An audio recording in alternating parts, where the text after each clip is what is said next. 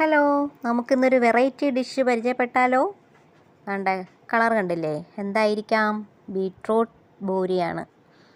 കണ്ടോ? ബീട്രൂട്ട് ബൂരി.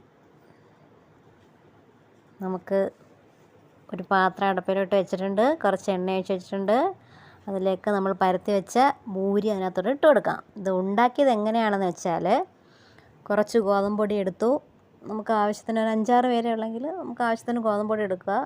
ഒരു ബീട്രൂട്ട്, ഒരു മിനിമം സൈസ് ഒരു ബീട്രൂട്ട് എടുക്കുക. അത് നല്ലതുപോലെ പേസ്റ്റ് പോലെ അരച്ചിട്ട് നമ്മൾ ഈ ഗോതമ്പ് പൊടിയിലോട്ട് ചേർക്കും.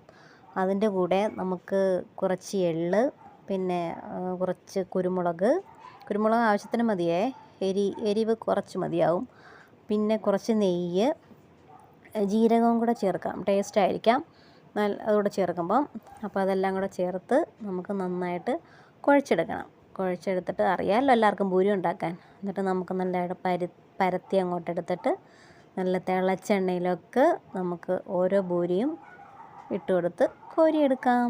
കണ്ടോ? നല്ല പൊങ്ങി വരുന്നുണ്ട് പൂരി, നല്ല പൊങ്ങി വരുന്നത് കണ്ടോ? അത് ഓരോന്നും കാസറോളോട്ടാക്കി വെച്ചൊക്കെയാണ്.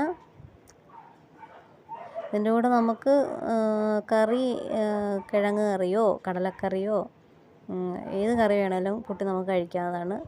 ഈ എള്ളാണ് മസ്റ്റായിട്ടും ചേർക്കേണ്ടത്. എള്ള് ചേർക്കുമ്പോഴാണ് നല്ല ടേസ്റ്റ് വരുന്നത് കേട്ടോ. എള്ളും കുരുമുളകും ചേർക്കാം. കണ്ടോ? നല്ല മുരുമുരായിരിക്കും, പൊങ്ങി വരും. കണ്ടില്ലേ? മക്കൾക്കൊക്കെ ഇഷ്ടപ്പെടും. കാര്യം അത് മാത്രമല്ല, ബീട്രൂട്ട് അവരുടെ വയറ്റിൽ ചെല്ലുമല്ലോ നമ്മളിങ്ങനെ ചെയ്ത് കൊടുക്കുക. അതുകൊണ്ട് ഇത് നമ്മളൊരു വൈറ്റ് കളർ പാത്രത്തിലേക്ക് ആക്കി വെച്ചിട്ടുണ്ട്. എല്ലാവർക്കും ഇഷ്ടപ്പെട്ടോ? Okay, bye, thank U.